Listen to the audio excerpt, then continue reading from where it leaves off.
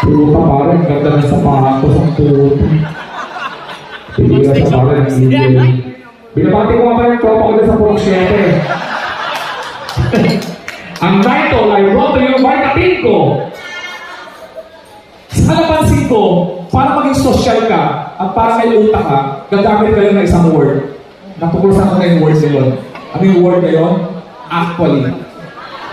Pag nagsimula ng actually, kahit walang sense na sabihin mo, para may sense. Ayaw maniwala, bawal magtapo ng basura dito. Walang dating. Magtatapo pa rin ng basura. Pero pag nilagay mo ng actually, bawal magtapo ng basura dito. Di ba may attitude na? Pati kayo, sumasabay kayo, di ba? No ID, no entry. Tama yung guard. Pero pag nilagay mo ng actually, no ID, no entry. Di ba?